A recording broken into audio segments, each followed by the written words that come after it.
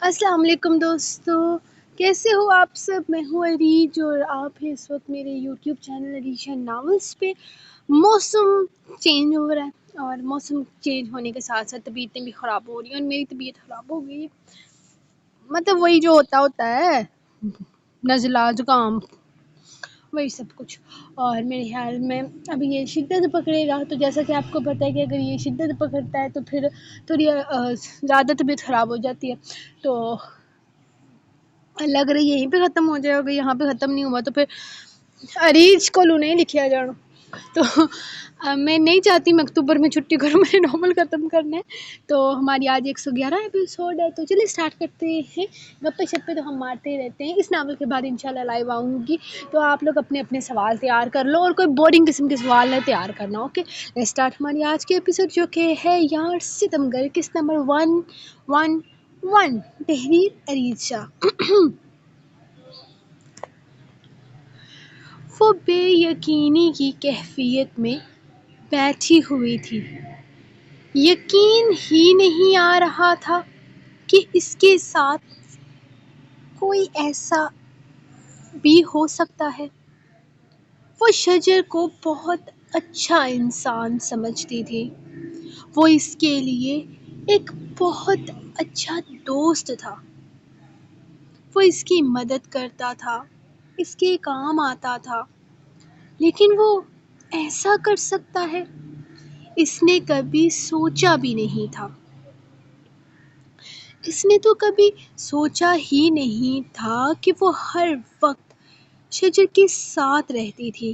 Class سے نکلتی تو شجر سامنے کھڑا ہوتا، وہ اسے اپنے ساتھ کینٹین لے کر آتا، ورنہ وہ نیچے جا کر بیٹھ جاتے تھے۔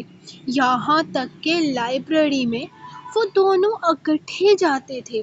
الگ کلاس میں ہونے کے باوجود بھی ان کی دوستی مثالی تھی۔ شجر کے وہاں رہنے کی وجہ سے اسے کبھی اور دوست کی ضرورت ہی محسوس نہیں ہوئی تھی۔ اپنی کلاس سے نکل کر وہ سیدھے شجر کے سر پر سوار ہوتی تھی اور شجر بھی اسے بہت اہمیت دیتا تھا۔ اس کے انداز سے کبھی ایسا محسوس ہی نہیں ہوا تھا کہ وہ اس کے لیے اس طرح کا بھی کچھ سوچ سکتا ہے۔ نہیں، ہو سکتا ہے زوبی کو کوئی غلط فہمی ہو گئی ہو۔ مجھے اتنا جلدی فیصلے پر نہیں پہنچنا چاہیے۔ پہلے بھی میں نے شجر کے بارے میں بہت غلط سوچ لیا تھا۔ شجر اس طرح کا لڑکا ہے ہی نہیں۔ ہو سکتا ہے زوبی فضول باتیں کر رہی ہو۔ مجھے صرف زوبی کی بات پر یقین نہیں کرنا چاہیے۔ مجھے پہلے خود کنفرم کرنا چاہیے کہ ایسا کچھ ہے بھی یا نہیں۔ وہ خود سوچتے ہوئے بولی تھی۔ وہ اتنی جلدی شجر اور اپنی دوستی کو اس طرح کے دہرائے پر لا کر نہیں کھڑا کرنا چاہتی تھی۔ وہ اس کا بہترین دوست تھا اور وہ باقیوں سے بہت الگ تھا۔ آئی تھنک مجھے زوبی کی برتھ ڈے پارٹی پر جانا چاہیے۔ یقیناً شجر اس چیز پر اعتراض کرے گا۔ اس کے ری ایکشن سے میں اندازہ لگا لوں گی کہ ان سب باتوں میں کتنی سچائی ہے۔ اگر میں اس کی بات مان کر زوبی کی پارٹی میں جاؤں گی تو فضول میں یہ لڑکیاں کہانیاں بنائیں گی کہ سچ مچ میں میرا اور شجر کا افیئر چل رہا ہے۔ اور اگر میں شجر کی مرضی کے خلاف زوبی کی برتھ ڈے پارٹی پر جاؤں گی تو مجھے اندازہ ہو جائے گا کہ زوبی کی بات میں کتنی سچائی ہے، کیونکہ شجر اس چیز پر ریاکشن ضرور دے گا۔ مجھے اس پارٹی پہ جانا چاہیے، اور ویسے بھی میں وہاں اکیلی تھوڑی ہوں گی، وہاں کلاس کے سب لوگ ہوں گے۔ اب کسی کلاس کی پارٹی میں جانے کے لیے مجھے شجر کے اوپینین کی ضرورت ہرگز نہیں ہے۔ اچھا ہی ہے، میں ان لڑکیوں کی یہ غلط فہمی بھی دور کر دوں گی کہ میرا شجر کے ساتھ کوئی افیئر چل رہا ہے۔ وہ ایک لمحے میں ہی فیصلہ کر چکی تھی۔ وہ گھر آنے کے بعد درخنے کو اچھا خاصا ڈانٹ کر خود اوپر والے کمرے میں چلا گیا تھا۔ اس وقت اسے پیار محبت دکھانے کا مطلب مزید بگاڑنا تھا۔ تھوڑا سا کنٹرول تو اسے کرنا ہی تھا، ڈانٹ کر ہی صحیح، لیکن اس وقت وہ اس کے ساتھ نرمی کرنے کا کوئی ارادہ نہیں رکھتا تھا۔ اسے ڈانٹ کر وہ اوپر کمرے میں آ تو گیا تھا، لیکن اسے سکون نہیں مل رہا تھا۔ یقیناً وہ بہت زیادہ اداس ہو گئی تھی، سر جھکائے خاموشی سے اس کی ڈانٹ کو سنتی رہی تھی۔ اب یہاں اوپر بیٹھ کر اسے خود بھی سکون نہیں مل رہا تھا۔ اسے ڈانٹ تو دیا تھا، اب وہ اسے منائے گا کیسے؟ بس یہی سوچ کر وہ بے چین تھا۔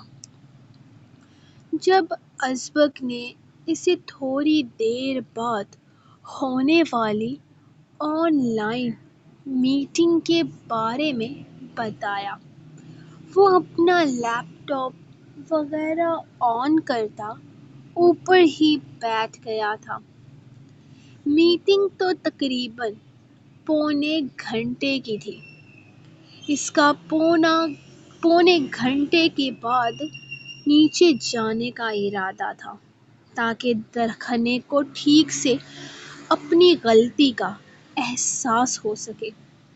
اگر وہ اسے فوراً منانے لگا تو وہ مزید نخرے کرے گی، اسی لیے اس نے آرام سکون سے نیچے جانے کا فیصلہ کرتے ہوئے پوری میٹنگ اٹینڈ کی تھی۔ میٹنگ کے درمیان بھی اس کا ذہن بھٹک بھٹک کر درخنے کی طرف جا رہا تھا کہ کہیں وہ بہت زیادہ اداس نہ ہو گئی ہو، لیکن پھر بھی اس نے میٹنگ اٹینڈ کرنے کے بعد ہی جانے کا فیصلہ کیا تھا، اور اب میٹنگ ختم ہوتے ہی وہ اٹھ کر نیچے چلا گیا تھا، جہاں وہ اسے کہیں بھی نظر نہیں آئی۔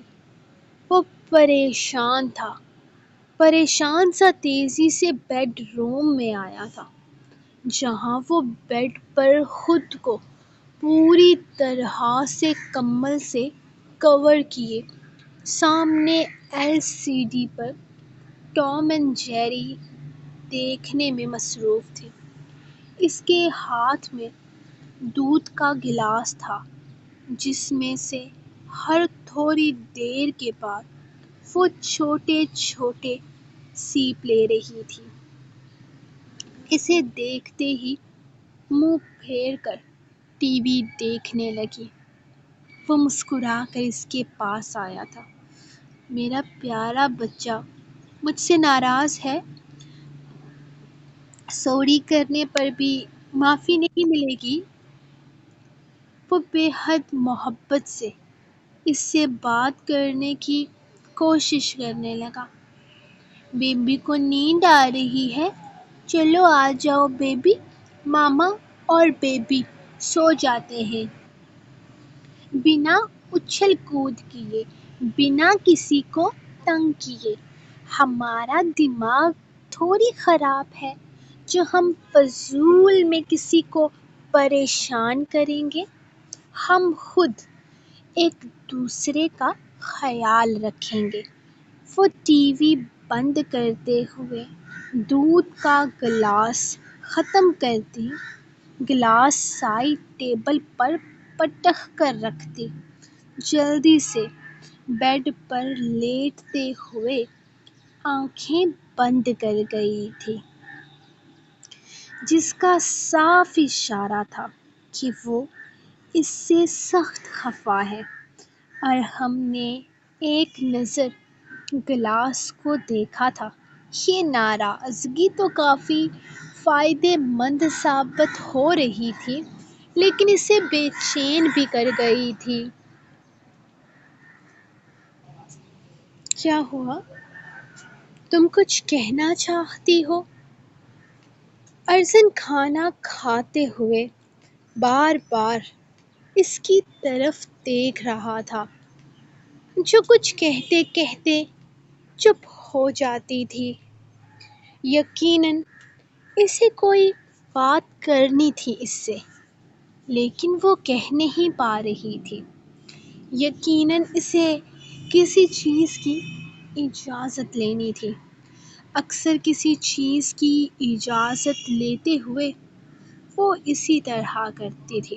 اس کا بھائی اس کی رگ رگ سے واقف تھا۔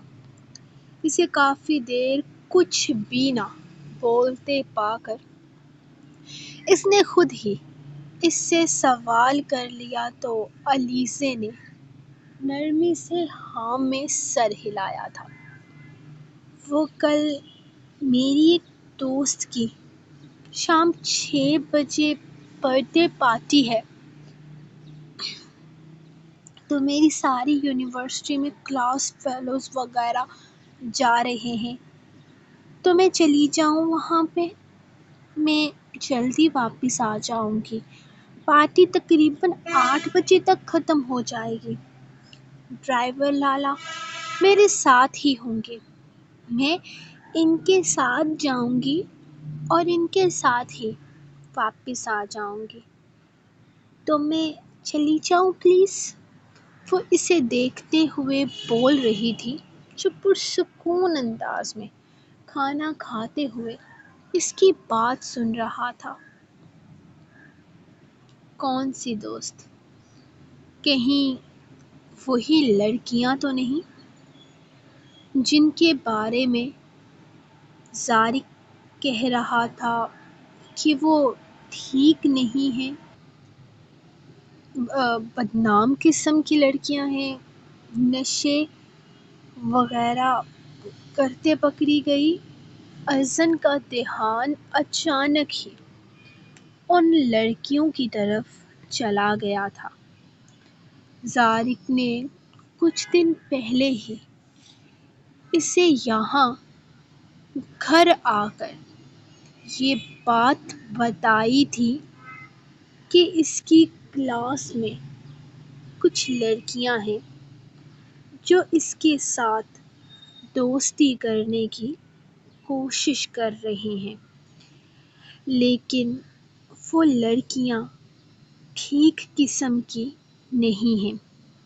اس کی یونیورسٹی میں پڑھتے لاسٹ ایئر کا اسٹوڈنٹ شجر اس کے چھوٹے بھائی جیسا تھا، جو رہتا بھی اسی کے ساتھ ہی تھا۔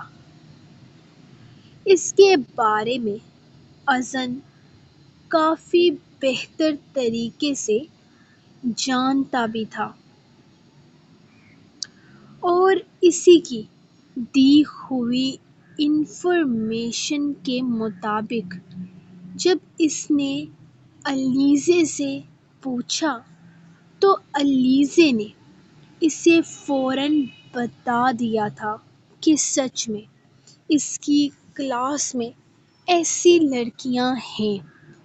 ازن نے سختی سے اسے ان لڑکیوں کے ساتھ اٹھنے بیٹھنے سے منع کر دیا تھا اور یہ بھی کہا تھا کہ اگر اسے کوئی بھی مسئلہ ہو تو وہ شجر سے مدد لے سکتی ہے۔ تبھی تو وہ شجر کے ساتھ بھی اس حد تک فری ہوئی تھی۔ اس کے سوال پر اس نے فوراً نفی میں سر ہلایا تھا۔ وہ چاہ کر بھی اسے سچ نہیں بتا پائی تھی کہ وہ انہی لڑکیوں کی برتھ ڈے پارٹی پر جا رہی ہے۔ ٹھیک ہے، تم چلی جاؤ، لیکن ڈرائیور کے ساتھ لے کر جانا اور اس کے ساتھ ہی واپس آنا۔ ایک گارڈ کو بھی میں ساتھ بھیجوں گا۔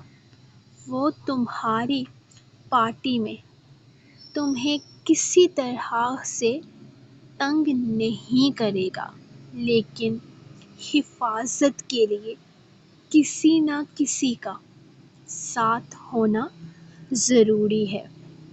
ازن نے فیصلہ کرتے ہوئے کہا تھا، جبکہ وہ چاہ کر بھی انکار نہیں کر پائی۔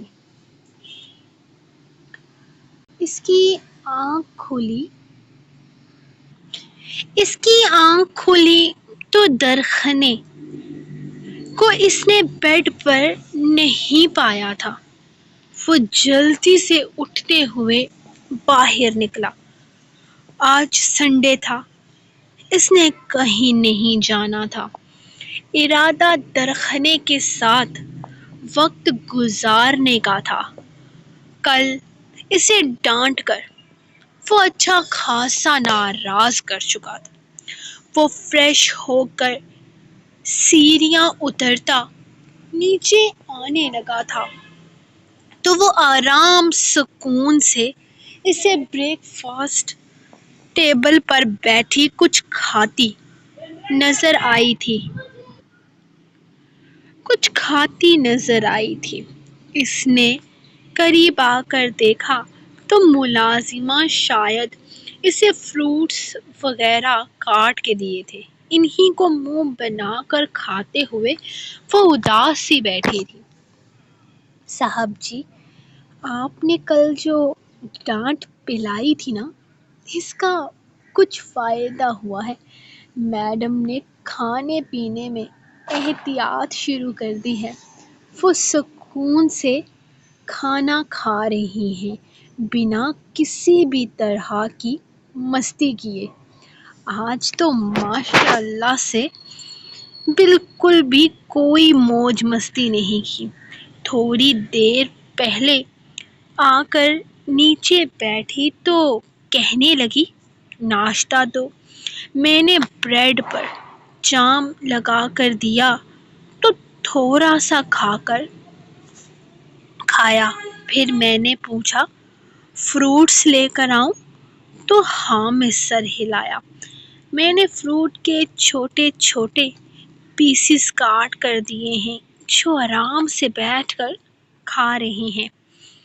ملازمہ کافی خوشی سے اسے سب کچھ بتا رہی تھی، لیکن وہ خوش نہیں ہو پایا کیونکہ وہ اچھی بچی تو بن گئی تھی، لیکن اس سے روٹھ بھی تو گئی تھی نا۔ وہ اپنی درخنے کو زیادہ دیر تک خود سے روٹھے نہیں رہنے دے سکتا تھا۔ اس کا روٹھنا اس کے لیے سہانے روح تھا۔ وہ کیسے اس سے روٹھ کر بیٹھ گئی تھی۔ وہ اچھی بچی بھی بن گئی تھی۔ اتنی اچھی بچی بن کر بھی وہ اسے خوش نہیں کر پائی تھی۔ کیونکہ اسے ایسی روٹھی ہوئی بچی نہیں چاہیے تھی۔ اسے تو اپنی درخنے ہنستی مسکراتی کھلکھلاتی اچھی لگتی تھی۔ گڈ مارننگ میرا بچہ، میرا بیبی، میرا کیوٹ سا بچہ کیسا ہے؟ وہ اس کے پاس آتا، اس کے گال پر جھک کر بوسہ دے گیا تھا، جبکہ اس کی حرکت پر وہ اسے گھور کر بے اختیار اپنا ہاتھ اپنے گال پر رکھ گئی تھی۔ کراچی آنے کے بعد اس نے پہلی دفعہ اس طرح کی حرکت کی تھی، ورنہ وہ اس سے دور دور ہی رہتا تھا۔ حالانکہ امامہ بیگم اور فارحہ بیگم نے اسے اسلام آباد سے ہی شوہر اور بیوی کے رشتے کی کئی نزاکتیں سمجھا کر بھیجے تھے، جسے سوچتے ہی اس کے گال شرم سے دہکنے لگتے تھے۔ بیبی، چلو ہم اوپر روم میں چل کر کارٹون دیکھتے ہیں، ہمیں یہاں نہیں رہنا، فضول میں لوگ ہم سے تنگ ہوتے ہیں، ہمارا دماغ خراب تھوڑی ہے جو ہم الٹی سیدھی حرکتیں کریں گے۔ ہم آرام سکون سے بیٹھ کر روم میں انجوائے کرتے ہیں۔ وہ اپنی پلیٹ اٹھا کر اپنے بیبی سے باتیں کرتی واپس اوپر سیڑھیوں کی طرف چڑھنے لگی تھی، جبکہ ارحم حیرت سے اسے جاتے دیکھ سر پر ہاتھ مار کر رہ گیا۔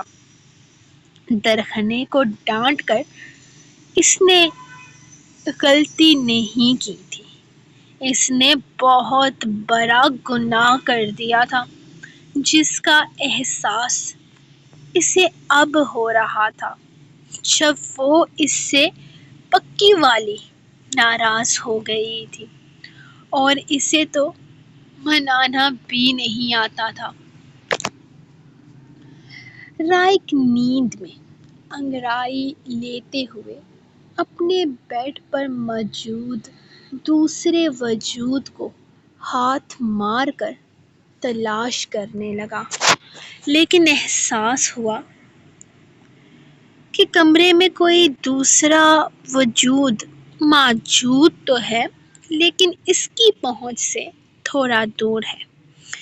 اس نے بدمزہ ہو کر آنکھیں کھولتے بیڈ کے دوسری خالی سائیڈ دیکھی تھی، اور پھر اگلے ہی لمحے پانی کی برسات سی جیسے اس پر ہوئی۔ اس نے چہرہ پھیر کر آئینے کے سامنے کھڑی اس حسین دوشیزہ کو دیکھا تھا، جو اپنے بھیگے بالوں کی زلفوں کو جھٹک جھٹک کر اس کی نیند کا بیڑا غرق کر رہی تھی۔ ہائے حسین! وہ دل پر ہاتھ رکھتے ہوئے بولا تو ایلوینا نے ایک نظر اسے دیکھا اور پھر اسے اگنور کرتے ہوئے اپنے بالوں کو مزید جھٹکنے لگی۔ وہ ڈرائر آن کرتے ہوئے اپنے بالوں کو سکھا رہی تھی، جبکہ رائق تکیے کو دبوچ کر اپنے نیچے کرتا اس پر اپنا سر رکھتا پوری طرح سے اس لائیو شو کے مزے لینے لگا تھا، جہاں وہ خوبصورت سلک نائٹی میں ملبوس صبح صبح اپنے حسن کے جلوے بکھیر رہی تھی۔ اتنا حسن لے کر کہاں جاؤ گی جانے من، یہاں آؤ، میں پیار کا سبق پڑھاتا ہوں۔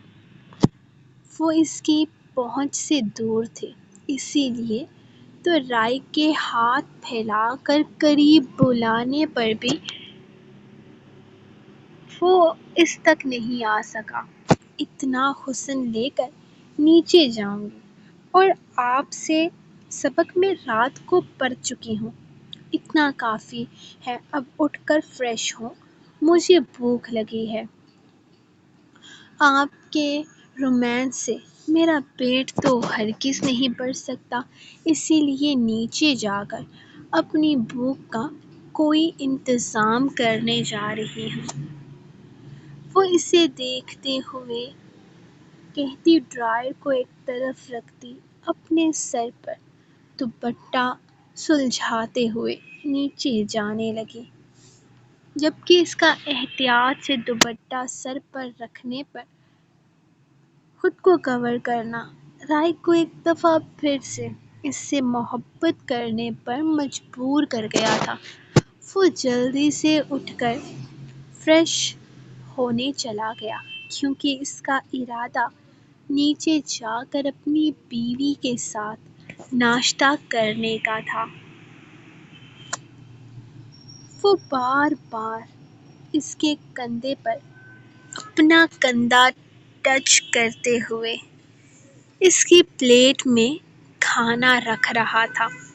امامہ بیگم اس کی شرارتوں پر مسکرا رہی تھی۔ وہ انہیں دیکھ دیکھ کر خوش ہوتی تھی۔ مسلسل ان کے منہ سے ماشاء اللہ نکلتا تھا۔ ان دونوں کا کپل بے حد خوبصورت تھا، جبکہ دوسری طرف سے ازبک اور عائرہ میں بھی سب کچھ ٹھیک ہو چکا تھا۔ خوشیاں تو جیسے ان کے گھر کی باندھی ہو گئی تھی۔ باقی وہ ارزق کے لیے بھی دن رات دعائیں مانگتی تھی۔ بے شک ان کے شوہر نے ان کے ساتھ بے وفائی کی تھی، لیکن ارزق انہیں بہت عزیز تھا۔ وہ ان دونوں کی شرارتوں کو انجوائے کر رہی تھی۔ جب المیر درانی کرسی کھینچتے ہوئے بیٹھے، وہ آج کل کافی چپ چاپ رہنے لگے تھے، زیادہ کسی معاملے میں بولتے نہیں تھے، اور پھر رائق بھی ان سے بات نہیں کرتا تھا۔ امامہ بیگم کی طرف سے خاموشی اب بھی برقرار تھی۔ صرف قاسم بابا ہی تھے جو ان سے بات کرتے تھے، جبکہ فارحہ بیگم اور ان کے بیچ میں سب کچھ ٹھیک ہو جانے کے باوجود بھی دونوں بہن بھائی میں جیسے گفتگو کرنے کے لیے کچھ تھا ہی نہیں۔ تمہاری طبیعت رات سے کچھ ٹھیک نہیں ہے، تم ڈاکٹر کے پاس کیوں نہیں گئے؟ قاسم بابا نے انہیں دیکھتے ہوئے کہا تھا، جو خاموشی سے ملازمہ کے ہاتھ کا بنا ناشتہ اپنے سامنے رکھنے لگے۔ ان کی خراب طبیعت کا سنتے ہوئے ایک نظر رائق نے انہیں دیکھا تھا۔ وہ ان سے لاپرواہ ہرگز نہیں تھا، لیکن ناراض تھا، اور ناراض اس لیے نہیں تھا کہ انہوں نے غلطی کی تھی، بلکہ وہ ناراض اس لیے تھا کہ انہیں اپنی غلطی کا احساس نہیں تھا۔ انہوں نے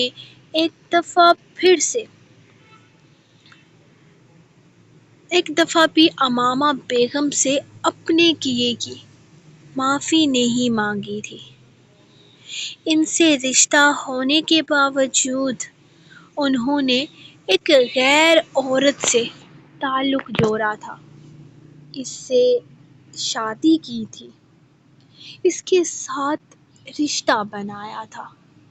ان سے اولاد پیدا کی تھی اور پھر خاموشی سے انہیں چھوڑ دیا تھا، جبکہ امامہ بیگم اپنی زندگی کے 30 سال ازواجی زندگی میں 45 سال ان کے نکاح میں رہنے کے باوجود بھی ان کی نظر میں اتنی اہمیت نہ رکھتی تھی کہ وہ ان سے اپنے کیے کی ایک دفعہ معافی ہی مانگ لیں۔ بابا، آپ کی طبیعت خراب ہے، آپ نے مجھے بتایا کیوں نہیں؟ انہیں اٹھے، میں آپ کو ہسپتال لے کر چلتا ہوں، کم سے کم انسان بتا تو سکتا ہے نا۔ وہ اٹھ کر کھڑا ہوتا ان سے کہنے لگا تو وہ انکار نہیں کر پائے تھے۔ آج کافی دنوں کے بعد وہ ان سے بات کر رہا تھا۔ انہیں حیرت ہوئی تھی اس بات پر، وہ ان لوگوں نے ارزق کو تو کھلے دل سے قبول کر لیا تھا، لیکن ان سے ہر تعلق ختم کر چکے تھے۔ آج اپنے بیٹے کے چہرے پر پریشانی دیکھتے ہوئے انہیں خوشی ہوئی تھی۔ کوئی تو تھا جو ان کی فکر کر رہا تھا، ورنہ ان کی بیوی تو پوری طرح سے رخ بدل گئی تھی۔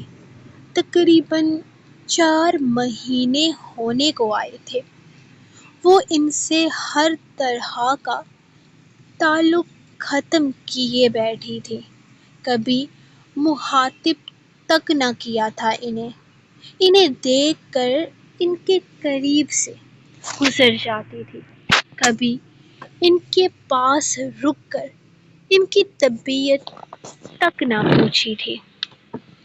اور ایسا ہی تعلق وہ بھی رکھے ہوئے تھے، وہ بھی ان سے کسی طرح کی بات نہیں کرتے تھے، اگنور کر کے آگے بڑھ جاتے تھے۔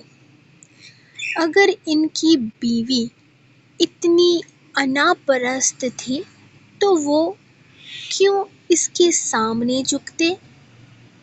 انہوں نے تو زندگی میں کبھی پیار سے بات تک نہ کی تھی اس سے،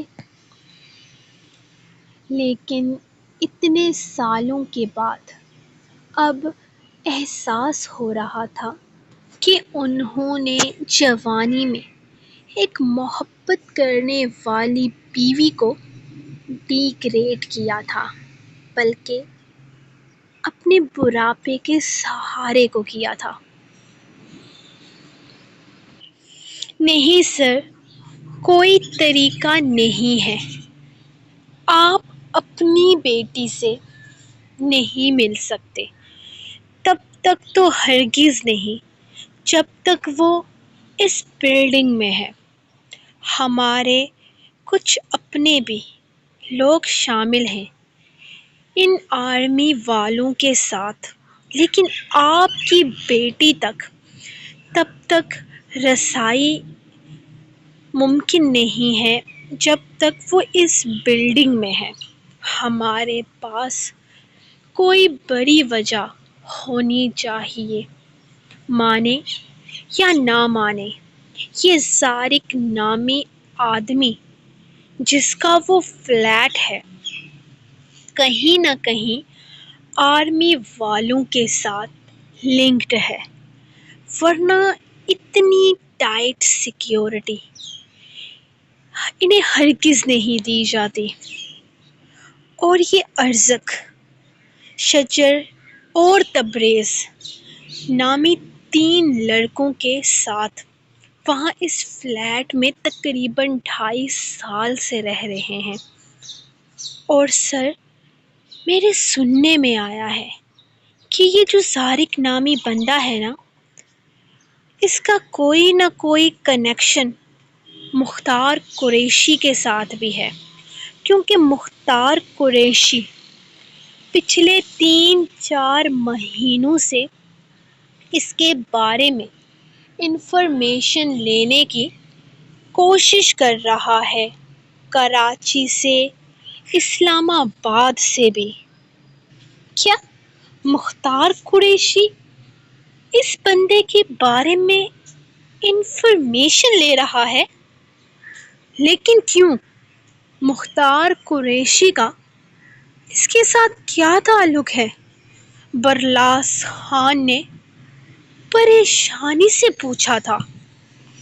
سر، تعلق کیا ہے یہ تو ہم نہیں جانتے، لیکن کچھ نہ کچھ گڑبڑ ضرور ہے۔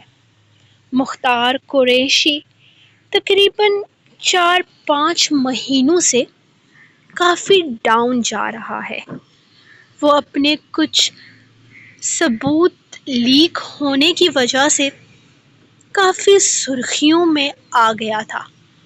کرائم مافیا ورلڈ میں اس کا کافی نام اچھالا جا رہا تھا کہ آرمی کے ہاتھ اس کے خلاف ثبوت لگ گئے ہیں، اور تو اور یہ خبر بھی آئی تھی کہ اس کا اپنا بھائی ان سب چیزوں میں شامل تھا۔ اس کا اپنا بھائی اس کے خلاف کام کر رہا تھا، اور اس نے میرے خیال میں اپنے بھائی کا قتل بھی کروا دیا تھا پچھلے 4-5 مہینوں میں، اور اس کے بعد اس کے خلاف ثبوت لیک ہونے کی بات آؤٹ ہوئی تھی تو سب لوگوں نے اس کا ساتھ چھوڑ دیا تھا۔ اچھا، ایسی بات ہے تو بلاؤ ذرا اسے، ہو سکتا ہے یہ میری کچھ مدد کر سکے۔ ممکن ہے یہ کچھ نہ کچھ جانتا ہو ان سب چیزوں کے بارے میں۔ اور باقی ایک کمرہ ہسپتال میں بک کروا دو، اور ہر نیوز چینل پر یہ بات چلا دو کہ برلاس خان کو ہارٹ اٹیک ہو گیا ہے۔ میری بیٹی میری بیماری کا سن کر ارزق کے پاس رک نہیں سکے گی۔ وہ مجھ سے ملنے کے لیے بے قرار ہو جائے گی۔ بہت پیار کرتی ہے مجھ سے۔ اگر ارزق اسے اس بلڈنگ سے نکلنے نہیں دے گا تو میرے پاس اور بھی بہت طریقے ہیں اسے اپنے پاس بلانے کے۔ برلاس خان نے اچانک ہی پلان بنایا تھا، جبکہ اس کے آدمی نے فوراً ہاں میں سر ہلاتے اس کا کام کرنے کے لیے اپنے لوگوں کو الرٹ کیا تھا، جبکہ خود اس نے ایمبولینس کو فون کیا تھا کیونکہ برلاس خان کو ہارٹ اٹیک ہوا تھا۔ پری، یہ والے کپڑے چیک کرو، یہ کتنے پیارے ہیں نا۔ اگر بیبی گرل ہوئی تو یہ پنک کلر اس پر کتنا سوٹ کرے گا نا۔ یہ میں آرڈر کر لوں؟ پری صوفے پر بیٹھی ہوئی تھی، جبکہ تبریز اور زمش نیچے زمین پر بیٹھے اپنے موبائل میں نیو بورن بیبی کے کپڑے دیکھ رہے تھے۔ نہیں، بالکل بھی نہیں، ابھی بیبی کو آنے میں بہت وقت ہے، اور ہمیں تو کنفرم بھی نہیں ہے نا کہ بیبی گرل ہوگی یا بیبی بوائے۔ فی الحال ہم کچھ بھی نہیں کریں گے۔ پری نے انہیں سمجھانا چاہا تھا، جبکہ ان دونوں کو سمجھانا تو جیسے بینس کے آگے بین بجانا تھا۔ وہ لوگ اپنی ہی مستی میں لگے تھے، اس کی تو کسی بات کو سرے سے کوئی اہمیت ہی نہیں دے رہے تھے کہ وہ انہیں منع کر پاتی یا کسی چیز سے روک پاتی۔ تبریز سے آج اس نے بڑی مشکل سے وائی فائی کا پاس ورڈ مانگا تھا۔ وہ تو اسے پاس ورڈ دینے کو تیار ہی نہیں تھا۔ اس نے غصے سے آ کر پری کو اس کی شکایت کی تھی تو پری نے تبریز کو بڑے پیار سے اپنے پاس بٹھا کر سمجھایا تھا کہ وہ اس کی بھابی ہے، ورنہ وہ تو کچھ بھی سمجھنے کو تیار ہی نہیں تھا۔ اس کے لیے اس کی ایک ہی بھابی تھی، زمش۔ اس کی بھابی نہیں بلکہ اس کے لیے ٹینشن تھی، جو اسے ڈانٹتی بھی تھی اور دھمکیاں بھی دیتی تھی کہ وہ اسے مارے گی بھی۔ ارزت نے اس سے کہا تھا کہ تم تبریز سے دوستی کر لو، لیکن زمش کو اس سے دوستی کرنے میں بہت سارا وقت لگنا تھا، کیونکہ وہ اس سے دوستی کرنا ہی نہیں چاہتا تھا اور خود زمش کو بھی دوستی سے کہیں زیادہ اس سے لڑنے میں انٹرسٹ تھا۔ وہ لوگ اپنی تمام تر فورس کے ساتھ اس وقت ایک بوائز ڈپارٹمنٹ کے باہر تھے، جہاں پر اگلے 4 سے 5 منٹ میں وہ لوگ حملہ کرنے والے تھے۔ انہیں ساری انفارمیشن مل چکی تھی۔ آج رات پورے 12 بجے اسی بوائز ڈپارٹمنٹ پر، جہاں وہ لوگوں کو کمپیوٹر کے ریلیٹڈ کورس وغیرہ کروائے جاتے تھے، یہاں سے 5 ویڈیوز ایک ساتھ 100 سے زائد ویب سائٹ پر لیک کی جانے والی تھی۔ ان کی نظر ہر ویب سائٹ پر تھی۔ یہ جان کر افسوس تو ہوا تھا کہ اس طرح کی گندگی اور غسالت سے بھرپور ویب سائٹ میں ان کے اپنے ہی ملک کے جوان لڑکے زور و شور سے حصہ لیتے ہوئے پیسہ کما رہے تھے، لیکن انہیں اس کام سے روکنے کے لیے انہیں کچھ تو کرنا تھا۔ وہ لوگ پوری طرح سے تیار تھے۔ کچھ لوگ ڈپارٹمنٹ کے اندر جا چکے تھے اور کچھ لوگ ابھی باہر تھے۔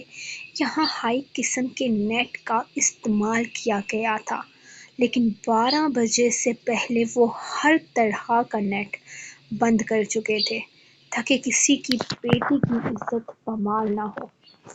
لو، نیٹ ہی بند ہو گیا، اب کیا کرنا ہے؟ ویڈیو کس طرح سے اپلوڈ ہوگی؟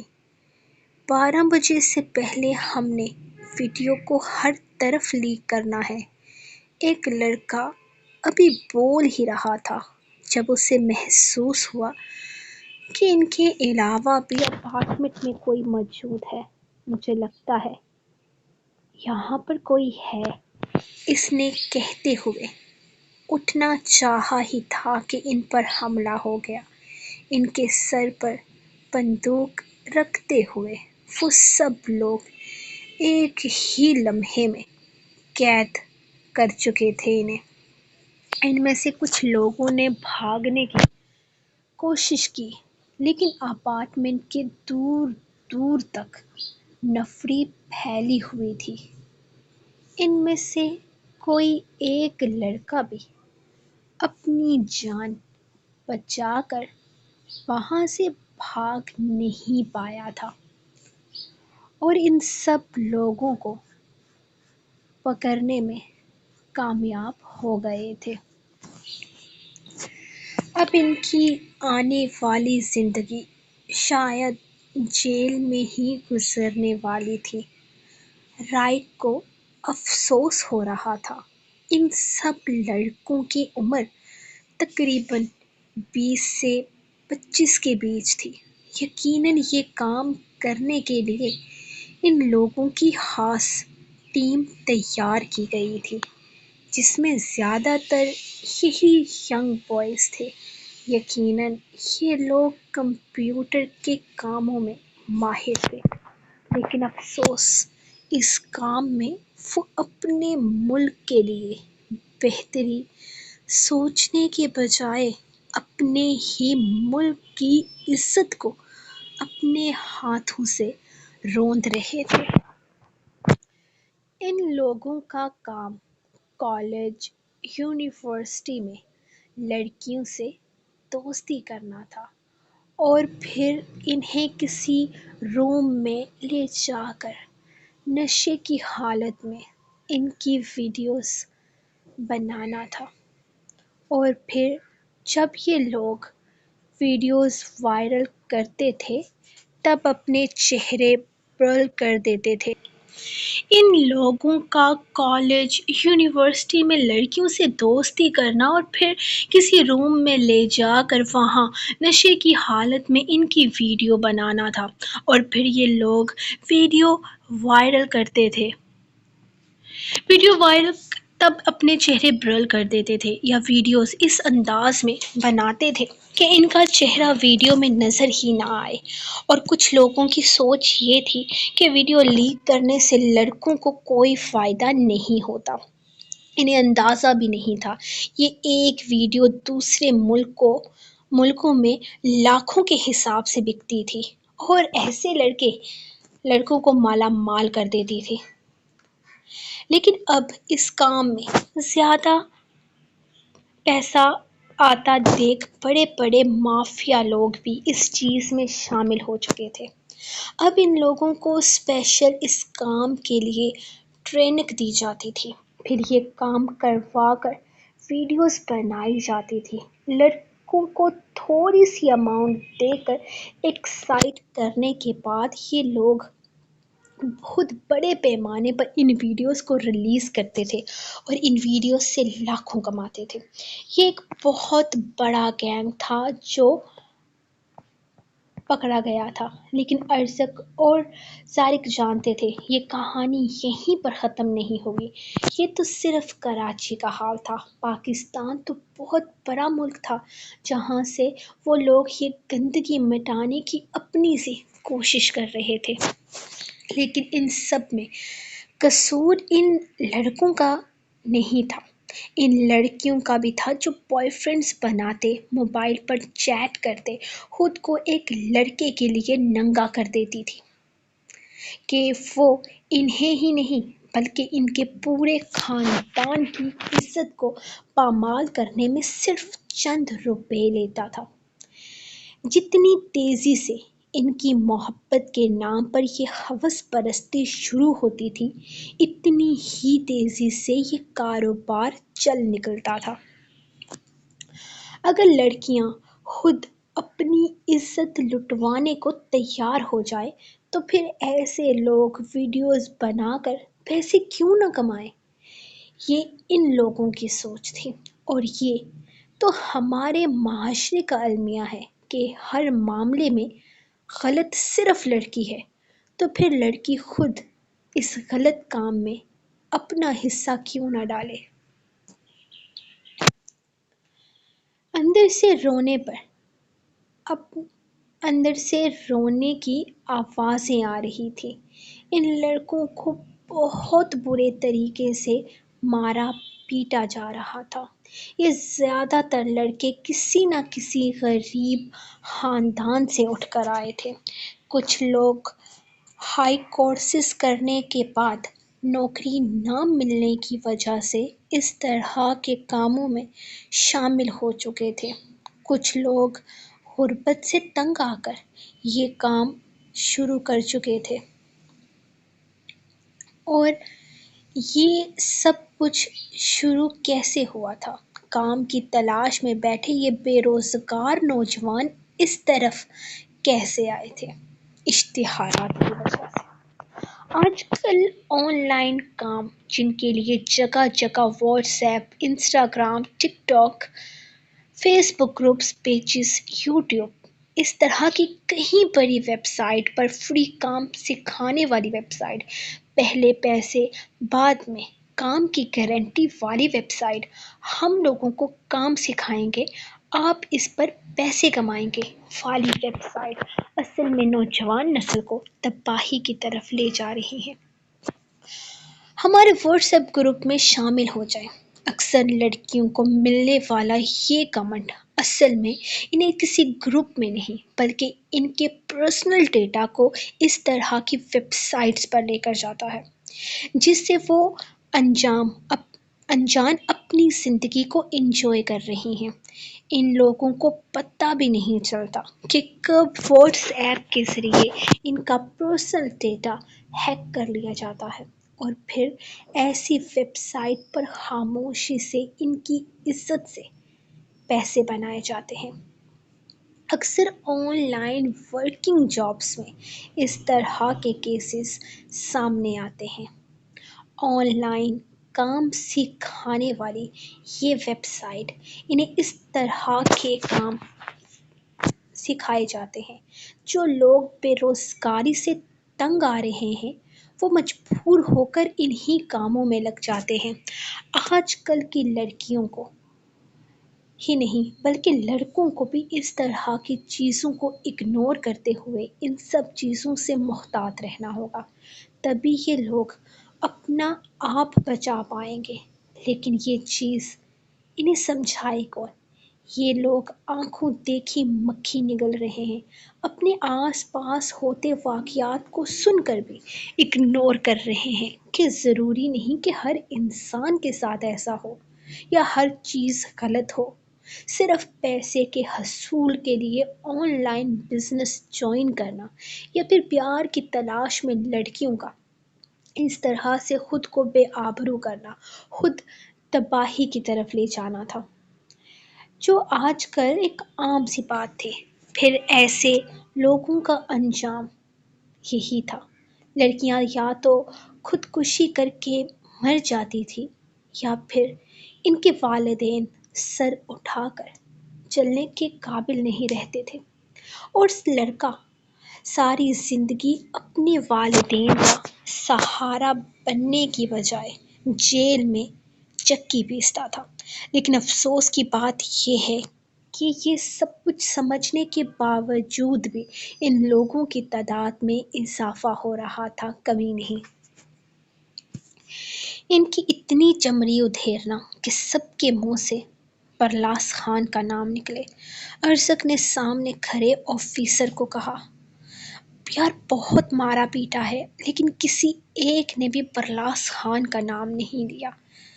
ایک دو نام سامنے آئے ہیں جن کا تعلق برلاس خان سے دور دور تک نہیں ہے۔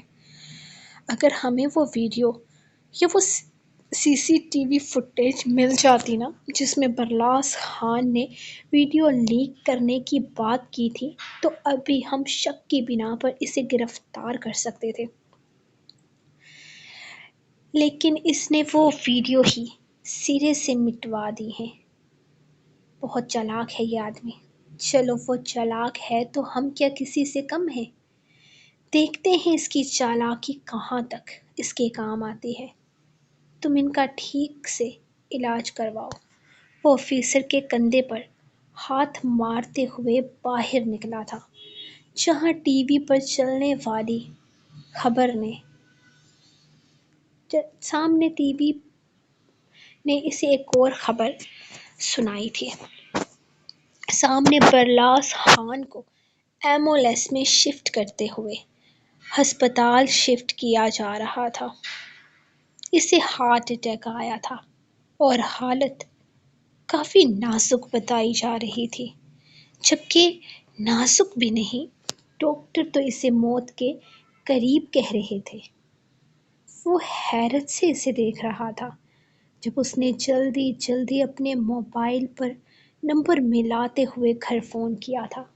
شجر جو آرام سے اپنے بیڈ روم میں بیٹھا اپنے ٹیسٹ کی تیاری کر رہا تھا، ارشد کے فون کو جلدی سے اٹھاتے ہوئے کال اٹینڈ کی۔ جی لالا حکم۔ اس نے فوراً اس کا فون اٹھاتے ہوئے کہا، کہاں ہو تم؟ اس وقت گھر پر ہو؟ جاؤ جا کر ٹی وی بند کرو، نیٹ کنیکشن بند کرو۔ پرلاس خان کے ہارٹ اٹیک کی خبر سمجھ تک نہیں جانی چاہیے، اس نے جلدی سے کہا تھا، جبکہ وہ فون رکھتے ہوئے باہر کی طرف آیا تھا، جہاں سمش سامنے ٹی وی پر پرلاس خان کو ہسپتال شفٹ ہوتے دیکھ کر رو رہی تھی۔ پری اسے مشکل سے سنبھالنے کی کوشش کر رہی تھی۔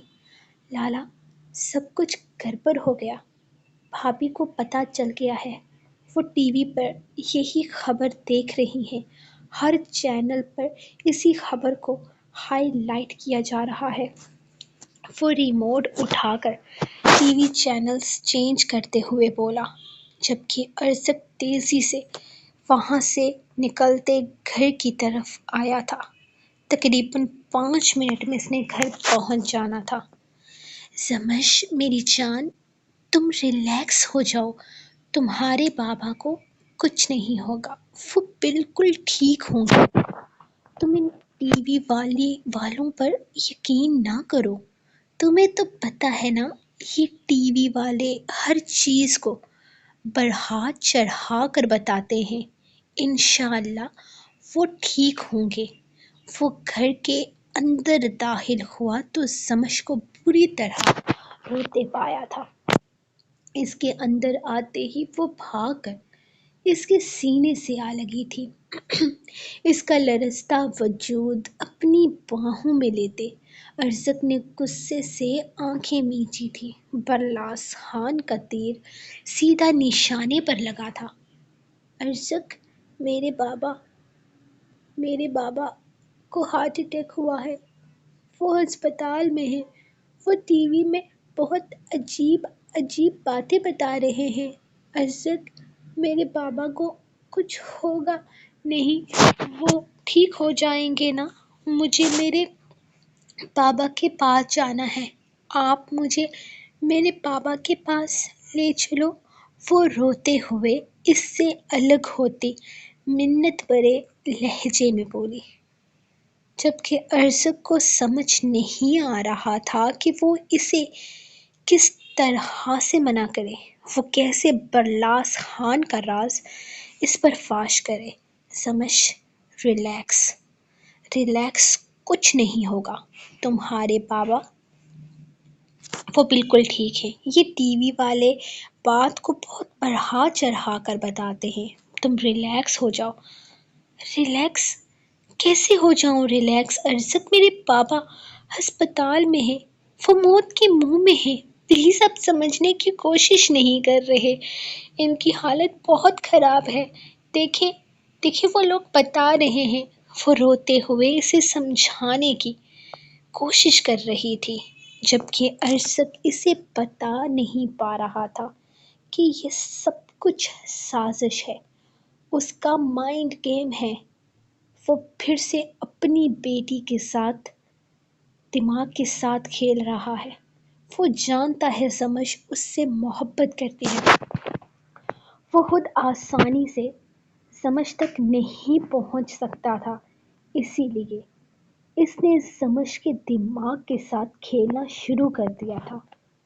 وہ وہاں بیٹھ کر یہاں اپنی بیٹی کے ذہن کے ساتھ کھیل رہا تھا اور ارزق کچھ بھی نہیں کر پا رہا تھا۔ یہ سب کچھ جھوٹ ہے، ڈرامہ ہے، تمہارا باپ ڈرامے کر رہا ہے، صرف اور صرف تمہیں مجھ سے دور کرنے کے لیے۔ تم سمجھنے کی کوشش کرو، بہت بڑی سازش رچی ہے اس نے۔ ارے یہ سب کچھ تو کچھ بھی نہیں ہے، آج اس کا بہت بڑا گینگ پکڑا گیا ہے، بہت بڑا راز کھلا ہے، ایک دفعہ وہ لوگ قبول کر لیں، وہ سب کچھ پرلاس خان کا کیا کرایا ہے، میں اسے ہسپتال کے بیڈ سے اٹھا کر جیل میں ڈالوں گا، اور اسے پھانسی کے پھندے تک پہنچانا میرے لیے مشکل نہیں ہوگا۔ وہ اس کے چہرے کو تھامتے ہوئے اسے سمجھاتے ہوئے بول رہا تھا، جبکہ وہ حیرت سے منہ کھولے اسے دیکھ رہی تھی۔ سو گائز، یہ تھی آپ لوگوں کی آج کی ایپیسوڈ۔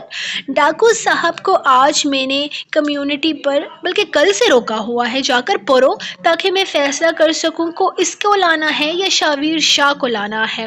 اور لائک کر دو، اگر آپ کے لائک کرنے سے آپ کا بل آیا نا تو وہ بل میں ادا کر دوں گی۔ میں ملوں گی آپ کو کل نیکسٹ ایپیسوڈ کے ساتھ، تب تک کے لیے اپنی رائٹر کو دیں اجازت اور دعاؤں میں یاد رکھیں۔ اللہ حافظ۔